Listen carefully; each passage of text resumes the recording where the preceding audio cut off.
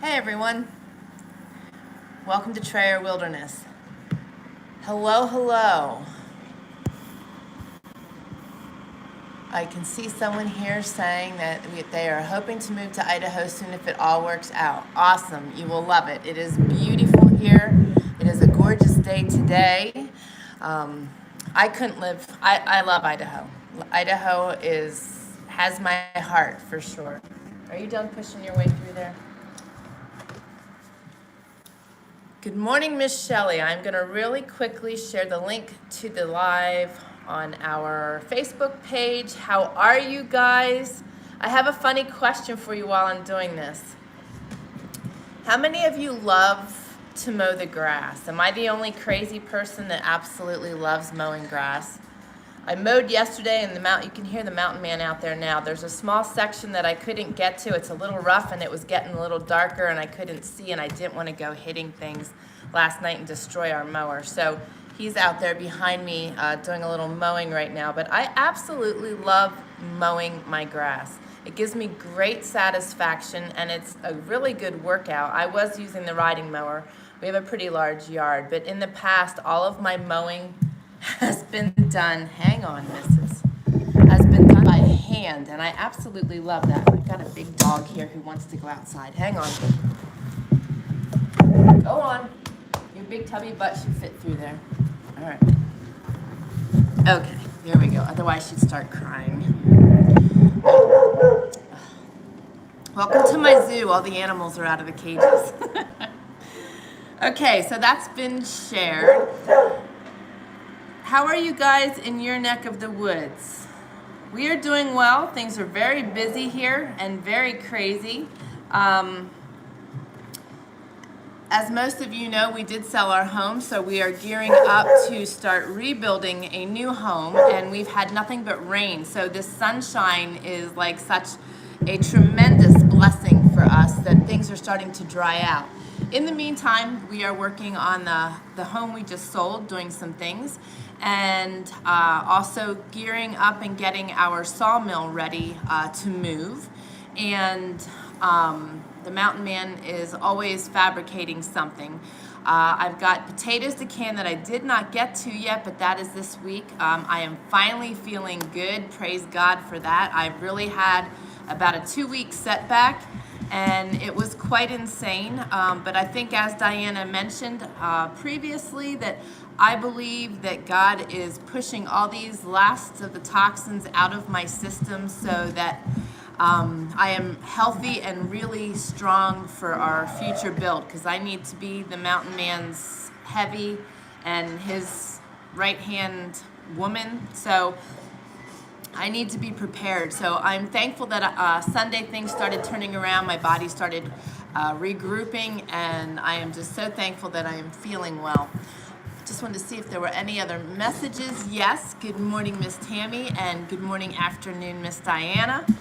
I'm so glad you guys could join in. We talked last week about fermenting and sun ovens, so we're going to talk about that. But one of the great things with mowing grass, I'm jumping back, is that you get a lot of vitamin D, you get exercise and fresh air, and for me, I get lots of time with God. I spent a lot of my time out there yesterday praying and just feeling at peace, but also feeling the gratification of getting something done. You know, when you're sick and not well and you're not able to do things at your normal pace, you kind of feel like you're not up to par. So it gave me great satisfaction to get out there and mow. But mowing is a great opportunity, outside work, gardening, to just renew. It feels so good. So I want to encourage you guys, if you're not someone that enjoys that task, maybe you need to look at it a little different. And how many of you are out in your gardens right now? I've got some things planted. I'm excited. We are going to be planting some potatoes soon here up on the new property. We've decided to do a large raised bed so that we can put some good topsoil in there and utilize these potatoes we have, because they are a unique variety and going to be harder to get our hands on because the farmers in Washington are not producing them right now. So I'm excited. I'm really excited. Being able to grow things and watch things flourish is a really good feeling. I've got a comfrey plant that just took off like wildfire up there, which normally is the case. I got my spearmint tea up there. Miss Tammy gifted me horseradish last year that is growing wonderfully up there. So things are coming around, and the sunshine just, I don't know about you guys, but it is like transforming for me to be in the sunshine. That's why I'm like sitting here. If I was out there, it would cook my equipment too much and you'd really hear the mower. Hopefully you can hear me over all the noise. But let's talk about utilizing the sun as well for cooking. How many of you actually use a sun oven or have used a sun oven in the past? And feel free, if you are joining in on the replay of this, feel free to comment. It's really good to get to know our audience, and it's also good to know, have other people sharing their ideas and their input. Diana says we have sugar snap peas that are now ready, just a few, but it's encouraging. The potato plants have broken through the soil, tomatoes are forming and getting ready to ripen. We had lots of greens. That is fantastic. Isn't that such a good feeling? Tammy says, I love being out in the sun. Have not used a sun oven. Okay. Hey, good morning, Chad. I'm glad you could pop in too. The sun ovens are absolutely amazing. I'm going to be digging mine out. Mine are in the shed, but with the sun now returning, and it looks like we will have it for about a week and a half, 2 weeks so far on the forecast. Of course, that is if they're right, but it's promising. I like to make my meals in the sun oven. I also like to make my desserts in the sun oven. And I do have 2 of them. They are very different units. Unfortunately, I don't have them here to show you, but as I start doing my cooking, and if you look back on our YouTube channel, you will see my videos on both units. So look for sun oven cooking, and you'll be able to see both the All-American sun oven and the Solavore sun oven. Let's see here. Diana says, we would love to have a sun oven, have never used one. I'm wanting a sun oven, but I made a solar dehydrator that I used one summer. Awesome, and that was Shelly. Guys, the links are below. For both the sun oven units, there are discounts on them. They may have additional things going on right now. I did not get a chance to dig in there and really see what else is going on, but check both of them out. You can go to TrayerWilderness.com/sunoven. That will take you to the All-American Sun Oven, and TrayerWilderness.com/Solavore is also down there. The difference in the two is that the All-American is designed to stack your meals. So you have 2 enamel pots that you can put your meat in one, and your, say, rice in another, or a vegetable, or potatoes and onions, and then it has a lid, and it has a leveling rack in there. The other thing you can do is, once those are in there, I put vegetables in canning jars on the sides of it, or fruit. I've also done pears and cooked up different fruits as well to have with the meal. But that way you have more ability to expand on your meal and do different things, so you can get a little creative. Now, because of its size, I can't get my 9x13 pan in it.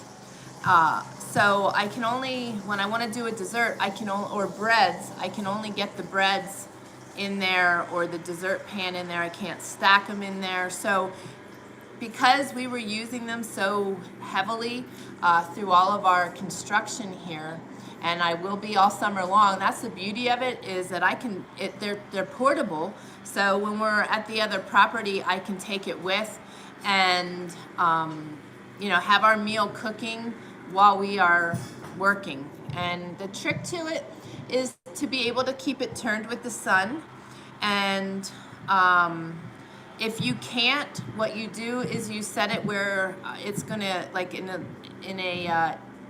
central location, so that as the sun's moving, it's going to still be getting your sun. I use it as a slow cooker, so it's out there all day. It doesn't have to be, but I love, as you know, my meats cooked low and slow, and that is what enables me to get a really good, like, chuck roast or elk roast, whatever, cooked up really nicely.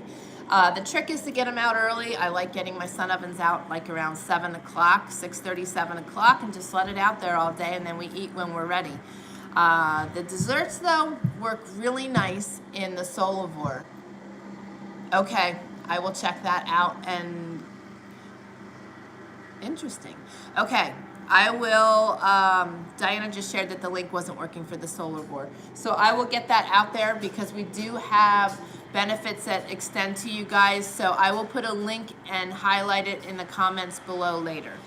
The Solavore, though, is a rectangular unit that has a flat bottom. So it enables me to put a 9x13 sheet pan in there and make a cake, make brownies, make cookie cakes, whatever.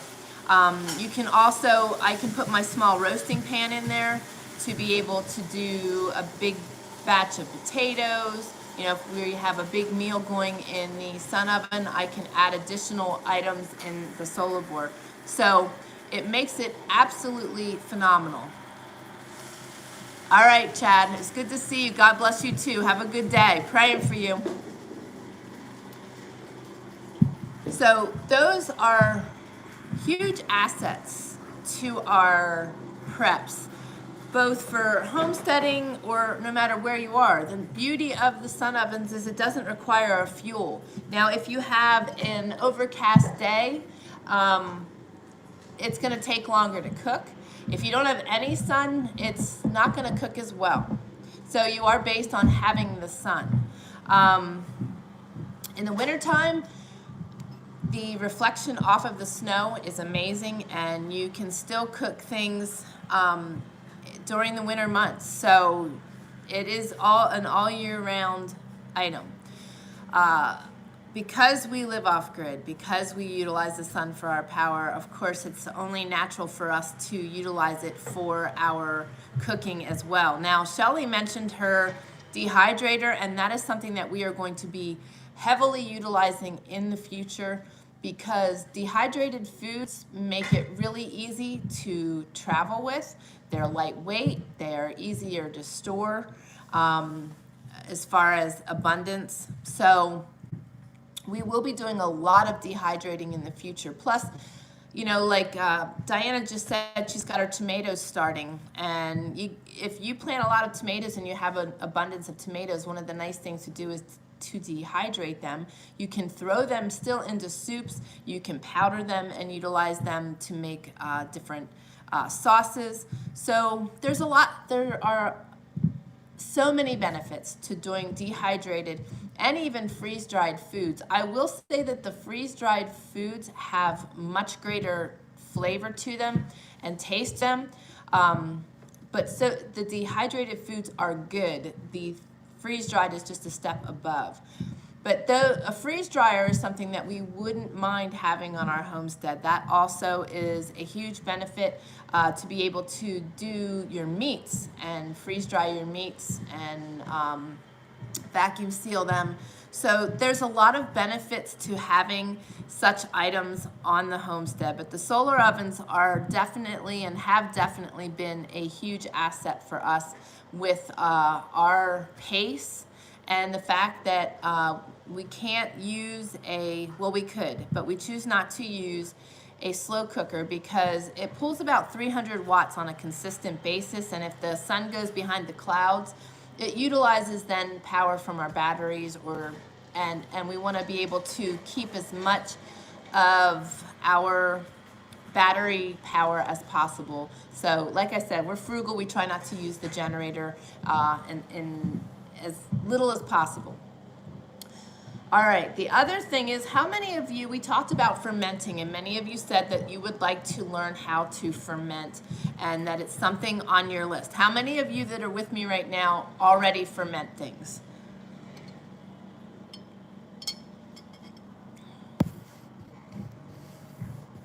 And thank you, Diana, for noticing that link was not working. I checked all the other ones. I did not check that one. Fermenting is something that is a real healthy boost in your diet. I love kombucha. I love kefir, both milk kefir as well as water kefir. Some people say kefir. It depends how it's pronounced and where you're from. They are fermented beverages. We used to do that with our goat's milk a lot, and make smoothies with the goat's milk kefir. And there was a point where I could not do fermented foods because of all the toxins, bacteria, fungus, biotoxins in my system. My body would flare and fight it. So it was something that I couldn't have for about 3.5 years. How is fermenting different than pickling? Good question.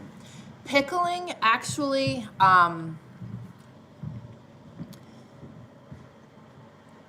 it gives it a much greater longevity. When you're pickling, you're using vinegar, and when you're fermenting, you're just using water. So, and salt.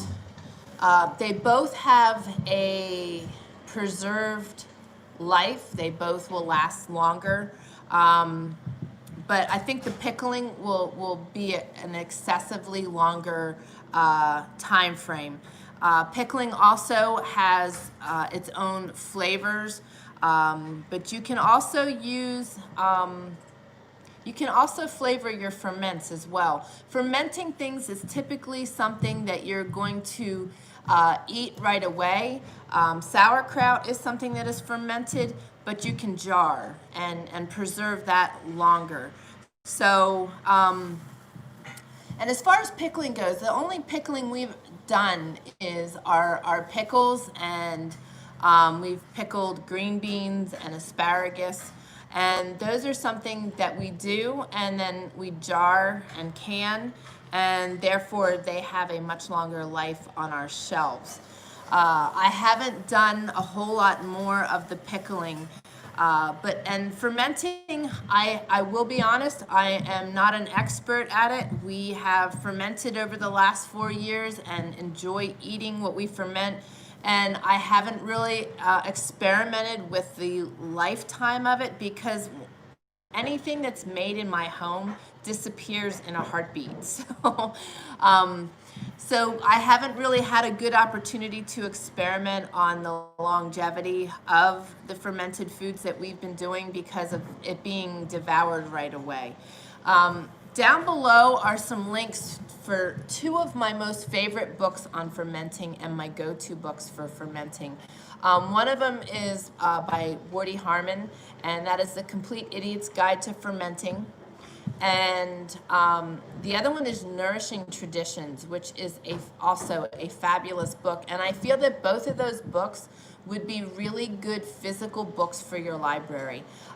They walk you through the soup to nuts. The Complete Idiot's Guide takes you through all the troubleshooting and different things that you might run into. Some people end up with the ferments on the counter too long, or they make kombucha and it gets a film on it. So this walks you through knowing whether it's still safe or not. Typically, if your ferments smell nasty, it's no longer any good. Tammy says Nourishing Traditions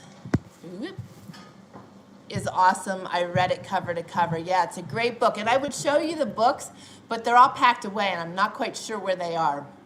So I'm kind of flying here for the next couple months spontaneously and just sharing with you mostly links and my thoughts on things, but not necessarily being able to show you the items, because hopefully before too long we will have our storage containers and then things are really going to get packed away.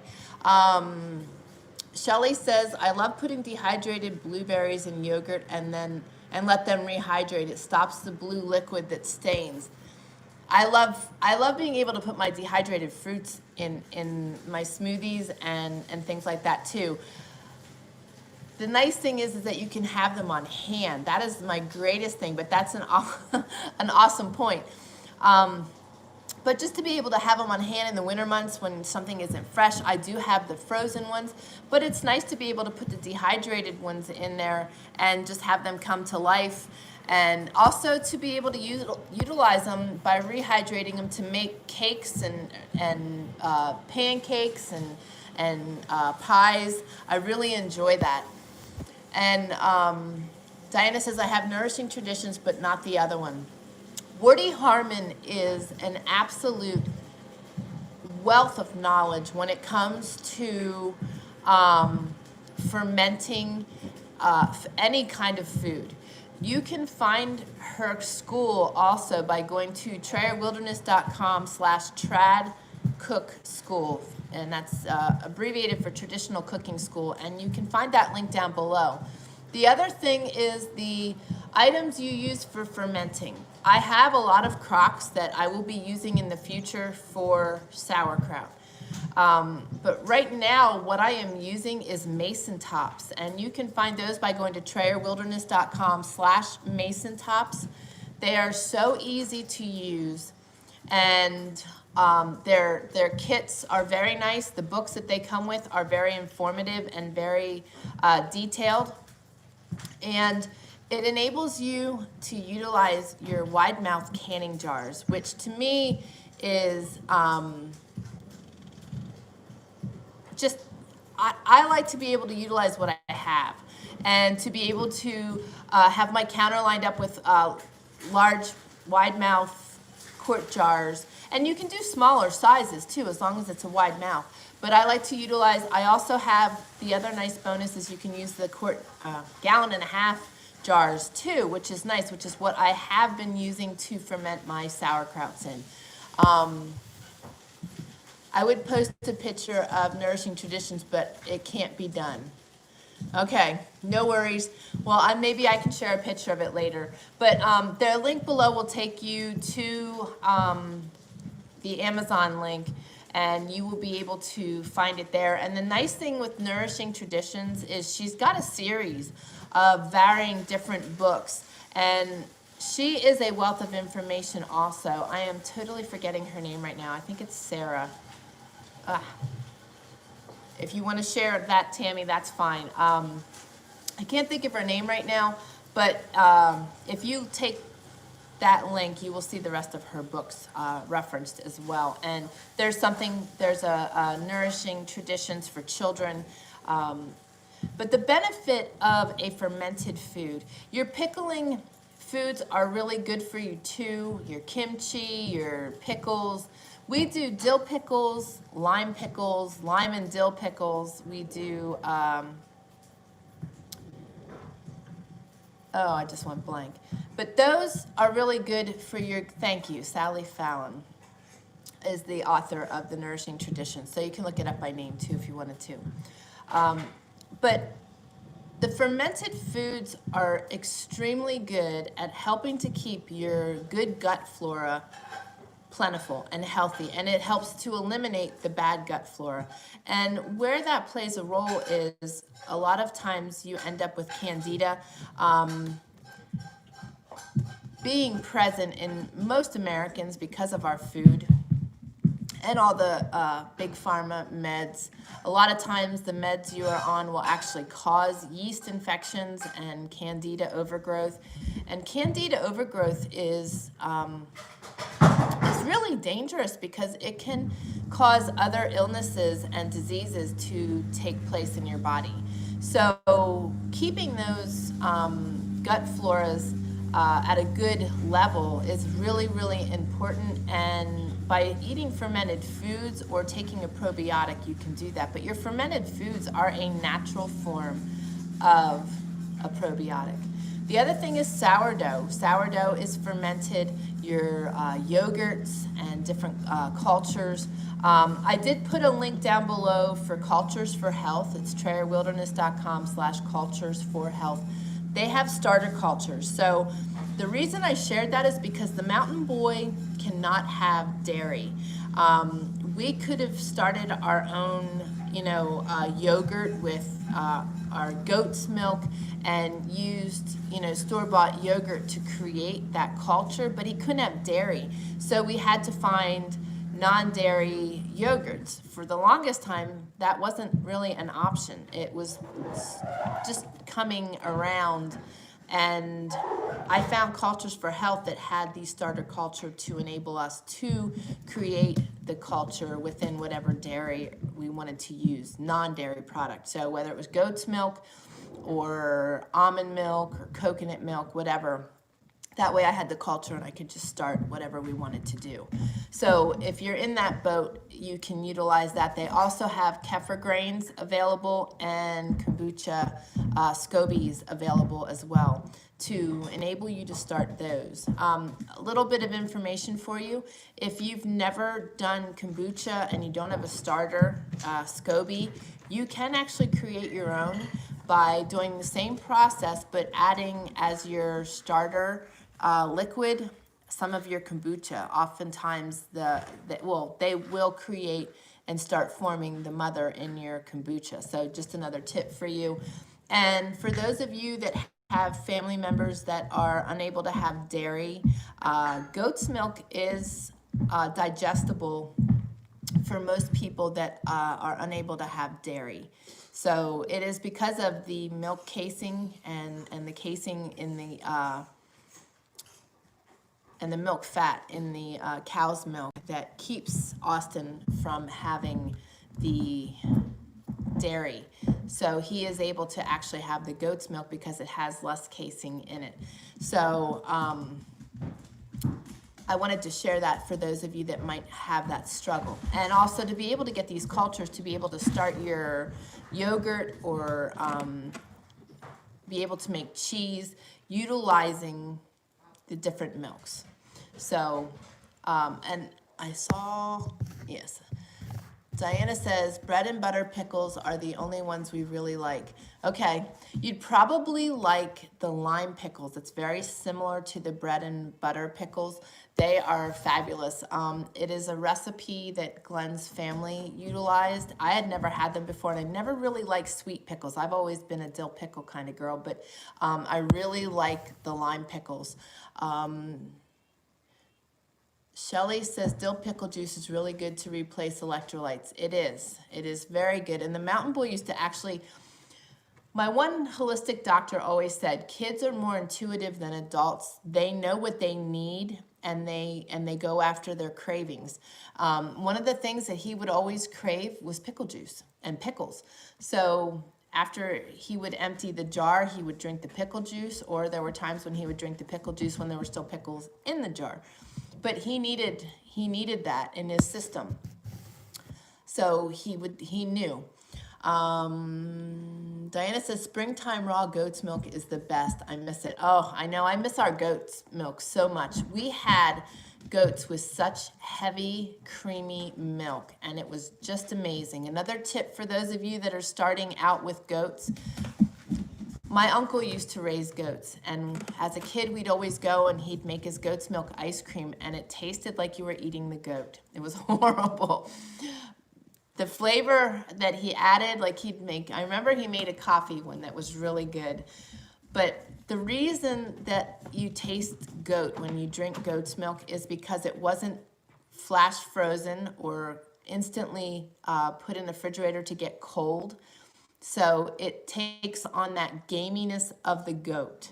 The trick is when you're milking goats to either have an ice pack in the bottom of your milk bucket or bring it in and instantly just stick it in the freezer or the fridge and let it get cold instantly, and you will have such delicious goat's milk. It's unbelievable.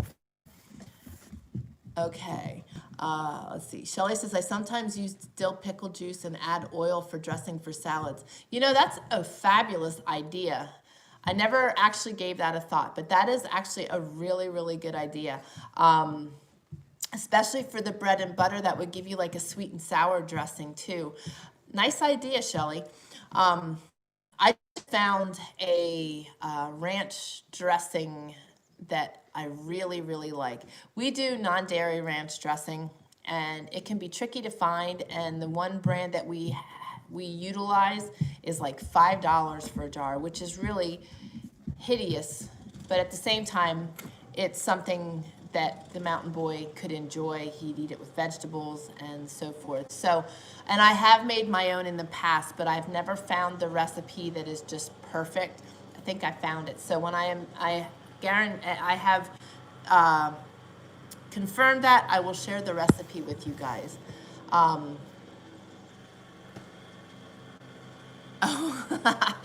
Diana says, just make sure to keep them out of the wild onion. She's referring to the goats. And yes, because goat's milk is notorious for tasting like what they eat. Well, that would be great if you were making dressings with it, Diana. But yes, very true. One of the nice things was when we would give our goats alfalfa, and also we'd give them non-GMO molasses pellets, and the milk was extremely amazing. And as a result, of course, because of what they were eating. That is funny. So fermenting foods, going back to that, you know, something simple to try: carrots, zucchini, green beans. I'm just trying to think of some of the ones that we've done that we've really thoroughly enjoyed. The other thing is radishes, but you can ferment anything, and letting them sit out and fermenting them on your counter. You know, the family's going to be watching and waiting very expectantly to be able to try them. The mountain boy absolutely loves fermented foods. I think that's one of the things that his body needs for nourishment, and that tartness. I think that extra acid is something that he needs. But the carrots are, all of them, they're just amazing. They have a really nice taste to them. It brings out different flavors in your vegetables. Being able to enjoy the kefir, you can actually make, with the kefir water, you're basically making natural sodas. They do get carbonated as well as the kombucha does. And what I've been doing recently, I didn't want to start my own kombucha right now with everything going on. However, with the cost of kombucha, it kind of rubs me the wrong way because I can make so much so fast. So what I am going to do is, with my next kombucha purchase, is I'm going to start making my own and create the mother SCOBY in my jar and start making my own kombucha. But one thing that I did do was saved the jars that I was getting it in. One of them has twist off tops that are like a beer bottle top, but you can twist them back on. The other nice thing that you can get is the, and I know there's a special name for them, and I am drawing a blank, but they are the old style ceramic with the rubber stopper that flip top off of the jars. Those can be purchased and reused, and those are a great item to use for your kombucha and your water kefir. But I am frugal, so I'm repurposing my kombucha jars. But it is really good thing to drink. It really gives you extra energy. It is good for your stomach. And I wanted to have some on hand so that while we are building, no, get out of here, crazy man. It's going underneath my tripod, sorry. So that we have some nourishment and something other than water while we are building. But you can find the links for all of the things we talked about down below. The Traditional Cooking School is a great resource if you are just learning to cook, ferment, do sourdough, breads. I am going to be pulling my free bread baking course that is part of Trayer Wilderness Academy out and making that an available video on both of our websites so that anybody can join in and watch that and learn how to make breads. I'm also going to add my sourdough video on there as well, so I'm working on that. I've got limited time, but I'm trying to use it well. I do have links down below that I kept on from last week. Something else that you can ferment is actually your herbs. I know that Kelly does her turmeric and different herbs that she ferments. So that is another way to get extreme benefits from our herbal remedies. And the Herbal Academy has information on that, and they have a course right now on foraging. It was $39.99. I know it was on a limited basis on that price, so you can check that out and go to TrayerWilderness.com/Herbal Academy. I really feel that us taking control of our health is an extremely important aspect of our preparedness thought process. You know, having a full herbal pantry, having the ability to go out and forage and know what you're foraging. We actually foraged morel mushrooms on Sunday and enjoyed the steak of the woods. Those are amazing. If you have not tried them, sauteing up morel mushrooms and eating them is like eating a really good piece of steak. It is amazing. Keep in mind you can't eat them raw. They need to be sauteed in butter and garlic and seasoned salt. You can't go wrong. But definitely look into the Herbal Academy. If you are looking to educate yourself on herbal medicines, that is the avenue I would recommend. Also, I noticed that Millie's books are on here, and I want to mention that as well. Havoc in Wyoming is a new series. It's basically a cozy apocalyptic, and it is amazing. It is family friendly, so it's something that you could read with your family and kind of get your children thinking in the lines of preparedness by reading these as a family. But you can find them by going to TrayerWilderness.com/Millie Copper. And they are also starting to appear on Audible, which is awesome. Her first book is on Audible, and you can go to TrayerWilderness.com/Millie Copper Audio. So definitely check those out. There is another book that I've got to share with you guys. Picture the cover, but the name's not coming to me. If I don't think of it today, I will remember to share it with you for next week. It is a kid's book, but it is a fantastically written book that adults can read and also get great pleasure out of it. Diana said her books are really good. Yes, Millie's books are amazing. And I will definitely share this book next week because it is a children's book, and they end up stuck on an island and had to survive, and it is just a fabulous book. So I will share that then. Also, other hard copy books that you may be interested in is the Family Garden Plan. TrayerWilderness.com/Family Garden Plan is where you can find that. The links are below. And I want to share this too. This is my bone broth from Oh So Good Bones. I do make my own bone broth, but things are really crazy here right now, and my time is so incredibly limited. And I knew I needed nourishing, so I've been utilizing their bone broth to help me. And you can go to TrayerWilderness.com/bone broth and find them. They have sales and different discounts often, and I highly recommend their broths. They also have an AIP version of their broth, so you can check that out. And as I was mentioning before about taking our own health into our own hands as part of our preparedness efforts, one thing I do want to mention is creatingbalancedhealth.com. They do hair and saliva testing and can really help you get a handle on where you're at with your health. So if you are looking for a good bird's eye view at how things are going with your body, and you want to be proactive and either just periodically do a maintenance and see where you're at, or if you are having some health issues and you're trying to determine maybe what's going on, one of the greatest places I feel to start that process is at creatingbalancedhealth.com.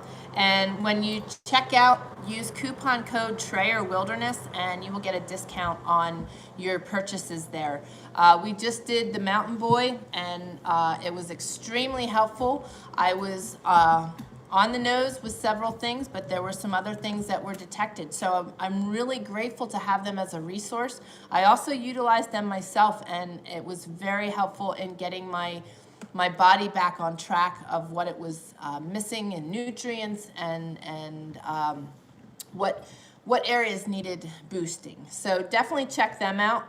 And also I want to mention this as well. If you are dealing with any kind of chronic pain, chronic illness, MS or MCS, which is multiple chemical sensitivity, chronic mold illness, autoimmune diseases, POTS, IBS, chronic fatigue syndrome, electric hypersensitivity syndrome, Lyme disease, fibromyalgia, anxiety, depression, PTSD.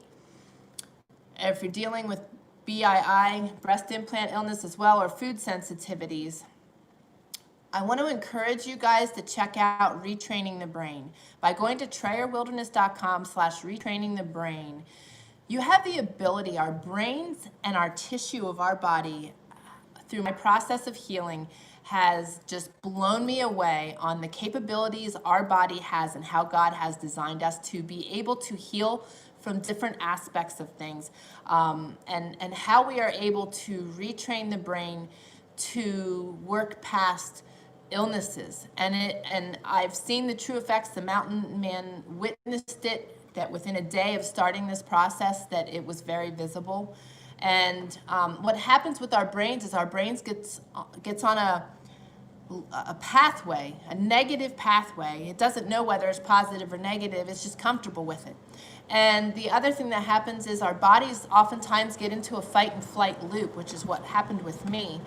And because of all that I was processing and going through and all the shock to my system, I was stuck in that fight and flight for 4 years and was able to retrain my brain and turn things around. So this is important stuff for people to know, and it's not stuff that's commonly known. So that's why I share this. So trayerwilderness.com/retrainingthebrain, and you can find more information about that. And if you know people that this will assist, definitely pass that on.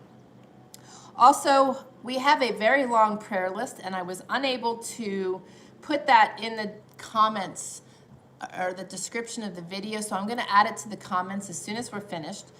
But last week I mentioned about Dave and Iris Canterbury. They're good friends of ours, and they are huge in the bushcraft industry, and they lost their house and all their contents to a fire.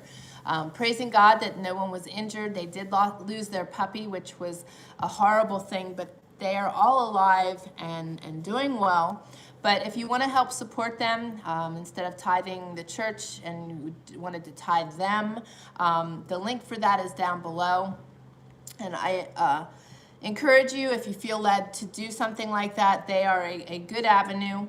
And I wanted to mention also that our prayers have been really powerful here. We've seen a lot of good things happening, a lot of change, a lot of miracles, and I just ask that you keep praying for those on our list. Please keep Mike and Kelly and Courtney in your prayers. Mike's health is still all over the place. His numbers for his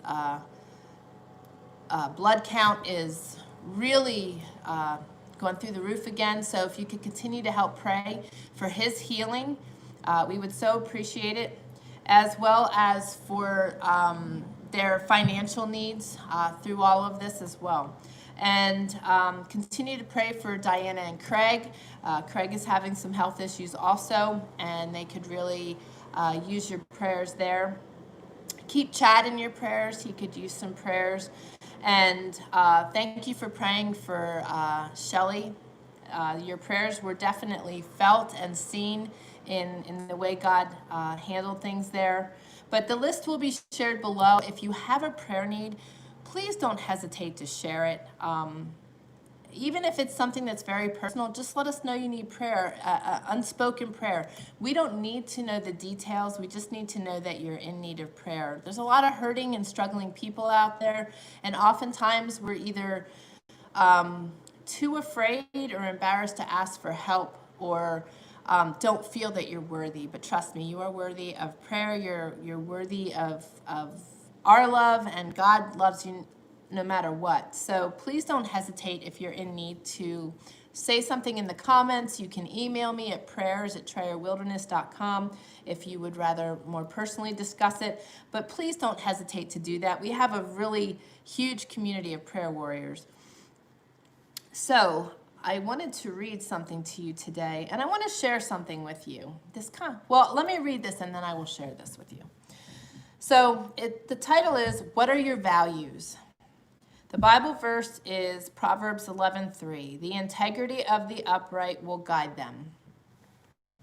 After leading the nation of Israel for 40 years, the prophet Samuel didn't get a retirement party and a gold watch. He got something much better in the form of this commendation. You have not cheated or oppressed us. That's 1 Samuel 12:4. He led them, instructed them, and blessed them, but not one time did he take advantage of them. How refreshing, how remarkable, particularly in today's world of business and politics. C.S. Lewis said, education without values, as useful as it is, seems rather to make a man a more clever devil. So before you set your goals, determine your values. Values are like guardrails on the highway. They keep you from veering off the road and over the cliff's edge. They determine how far you'll go on questionable issues. Knowing what matters and what you truly value is the key to living a life of meaning and purpose. For most of us, the problem isn't having values. The problem is living them out.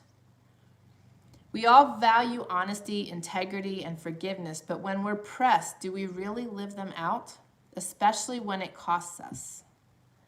Pursuing a life of values comes with a price, but what we get in exchange is the ability to hold our head high during the day and sleep well at night. And perhaps, just as important, it allows us to relax and be ourselves. The mental toll of cheating, lying, and stealing is draining.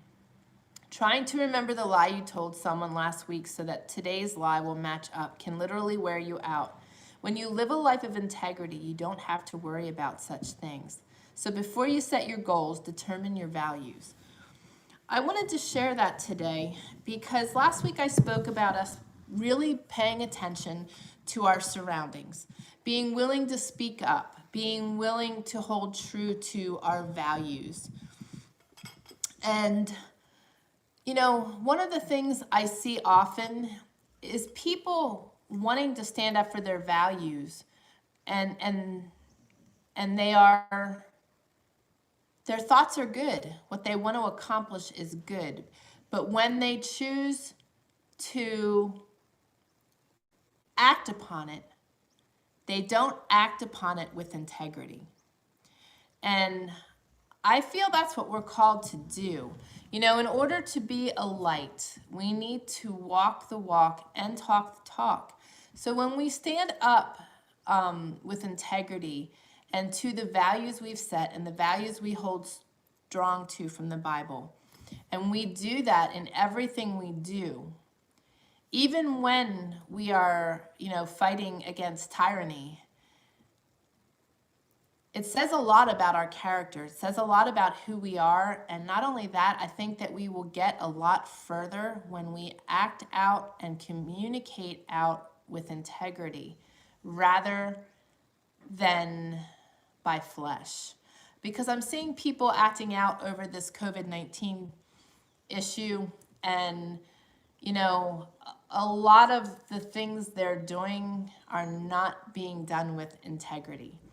Where I feel that, like I said, if we can stand strong and stand tall and fight for what we believe in, but do it with integrity and our values intact, we will not only have followers and create followers, but we will lead by example. And I think that that is so extremely important.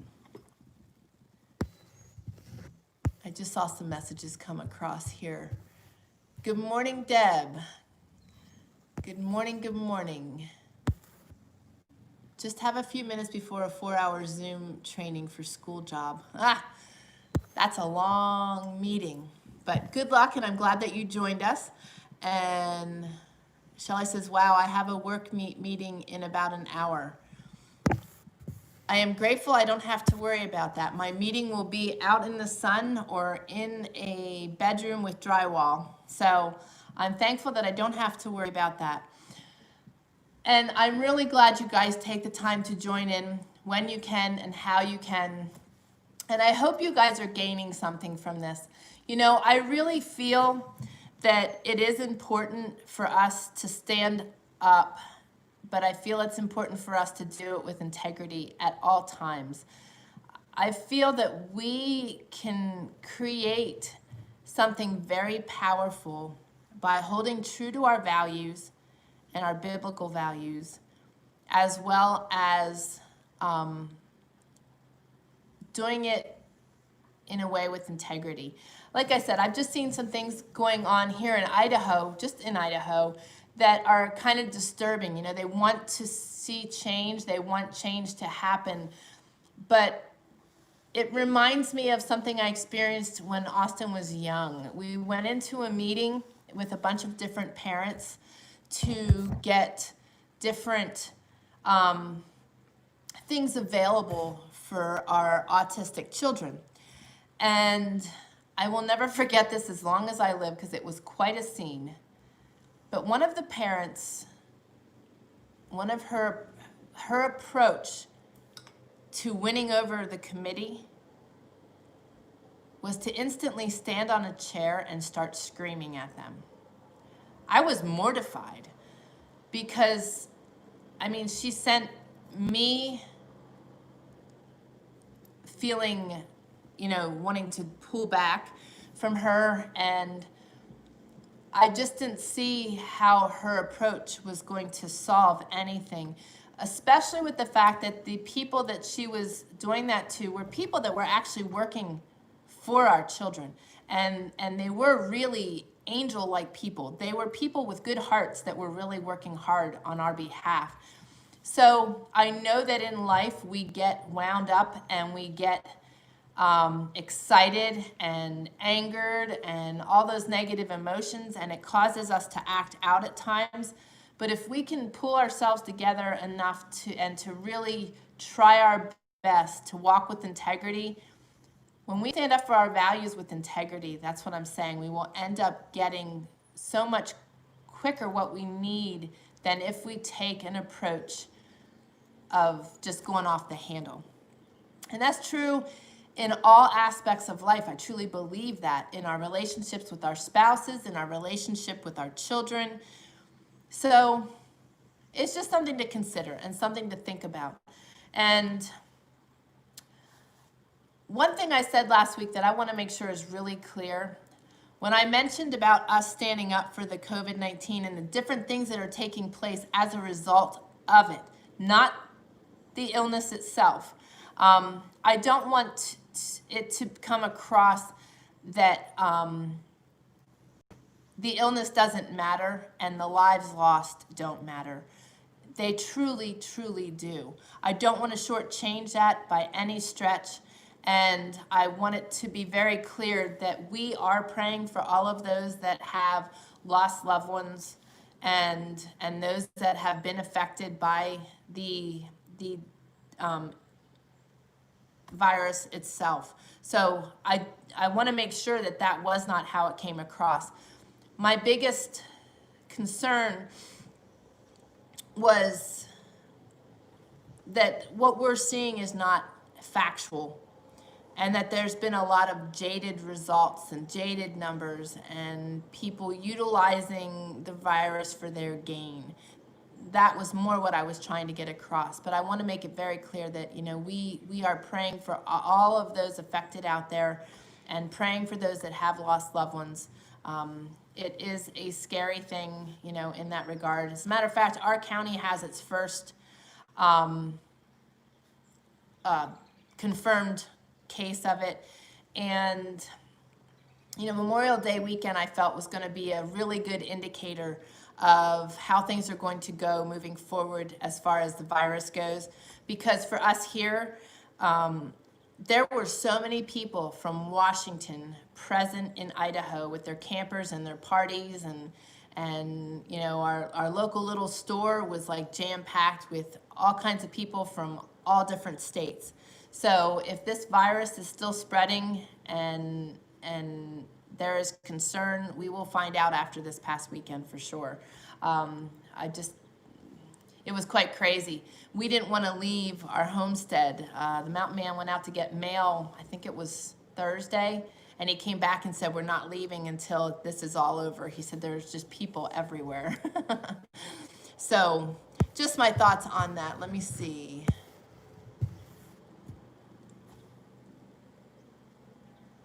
Deb says, believe me that I'll be in my garden the rest of the day after the meeting. I'm sure it's gorgeous here. I'm sure it's probably pretty nice in Washington too. You're pretty close.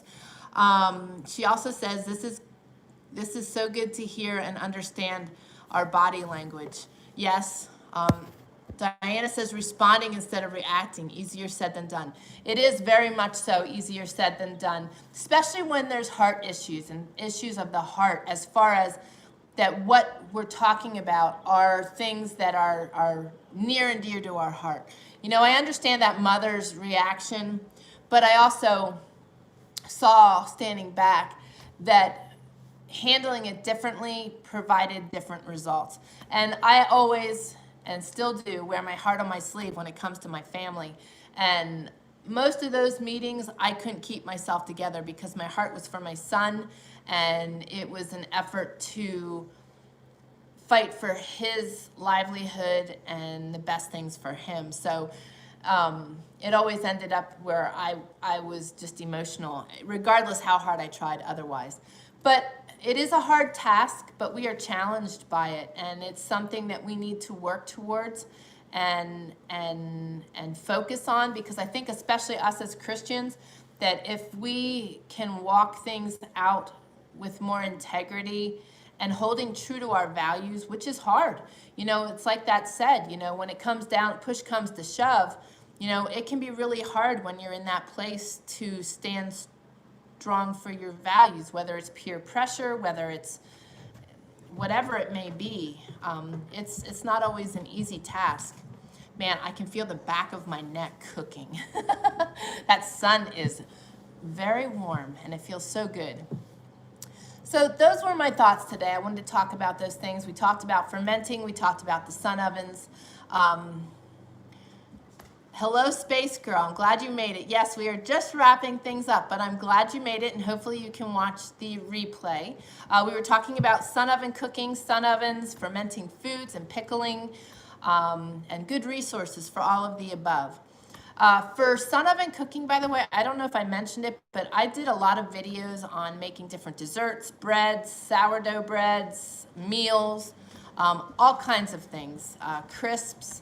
So you can find those videos on our YouTube channel here. All right, Deb, take care. It was good to have you joining us. And hopefully we'll see you next week. God bless. So I will say a prayer for us so you guys can get back to your day. Wait a minute here. Shelley says, went to the mall this past weekend as I needed new shoes for work, and most of the people seemed to be okay with the new rules. No one was rude. The thing is, what I'm seeing now is that, like, whatever rules were in place, people are just seeming to disregard. There's no regard for them here anymore. I don't know. We'll be venturing out to the bigger city. We have to make a run and then come back and just stay put again. But it seems like people have been unleashed, or people have made the decision to just move on. So I'm not sure how things are going to go, but we will definitely find out. But this is an election year, and it is notorious for election years to have oddities, and this has sure been an oddity. And I just hope and pray that our economy is able to withstand, and that people have used this time to be creative in ways and create businesses they've wanted to for years and haven't done it because out of fear, or being able to take that step. So there's lots of opportunity in the chaos always, and it's just a matter of seeing it and it's been so amazing to see our audience seeing it. You know, our audience is taking time to do the things they've wanted to do. They're getting out and gardening, growing their own food, learning more, and putting those things to action. Oh, speaking of which, I have to share this with you guys. I'm so excited. A couple weeks back when they were logging this here behind us, the homeowner or landowner had offered me the burl on a tree. Are you guys familiar with what a burl is? If you're not, it's a huge, big, like, growth and knot on the side of the tree.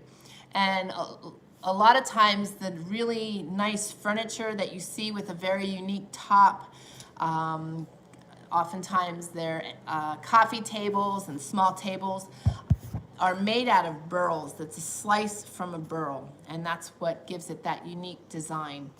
I was able to cut that burl, let me rephrase that, the mountain man cut the burl off the tree for me. I also have a smaller one that we had cut off a while back. I'm gonna start playing with that smaller one and either making a small bowl or a mug.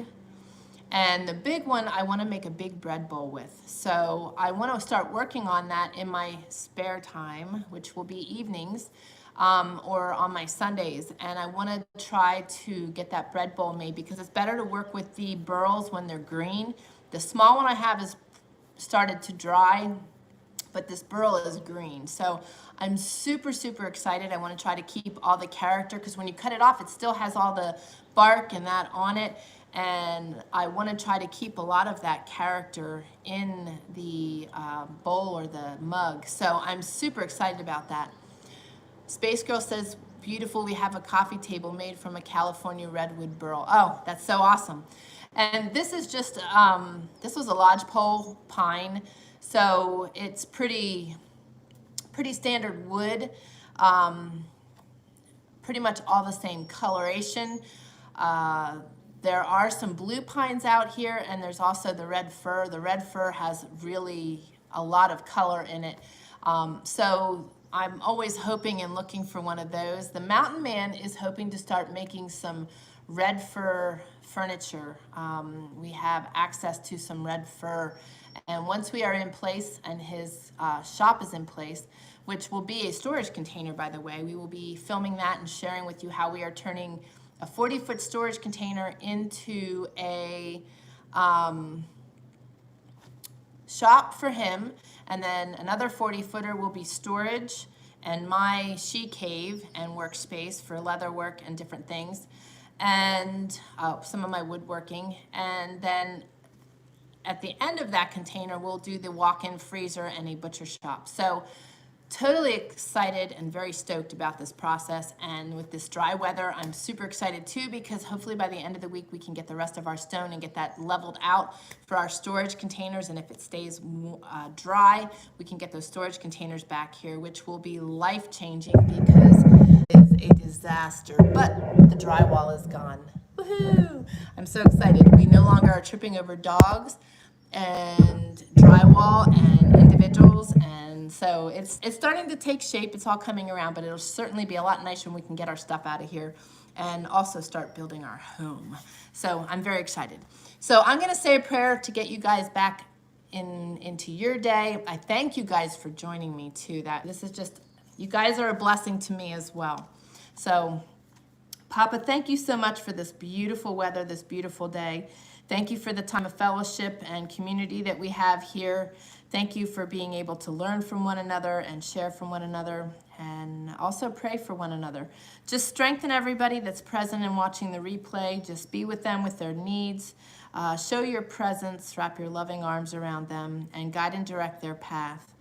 May we all seek your path for our lives. I ask for special prayers for Mike and Kelly and Courtney. Just be with them, heal Mike's body, provide for them. I also ask that you give the mountain boys strength and courage and provision. Just continue to provide and open doors for him as he steps into this new opportunity, and just be with him, and just give the mountain man and I strength, and strengthen our bodies and our minds. And may we all just continue to walk on your will and walk out your will. And may we continue to walk with integrity, stand true for our values, not only our worldly values, but as well as the biblical values that we stand strong on. May we be conscious of how we behave, how we act, and what we do in our day-to-day. And may others see our walk and our walk of integrity and want what we have. May we be a light to others in everything we do. And I just ask that you be with everyone, give them a good week, keep them safe and healthy and strong, and may they continue to seek you for everything in their life. I love you and thank you for what you're going to do, and ask all this in your holy and precious name of Jesus. Amen. Okay. Let me see. All right. So guys, I am wishing you a fabulous rest of your week. I look forward to seeing you next Wednesday. And until then, you guys take care. Know I love you, and may God bless you.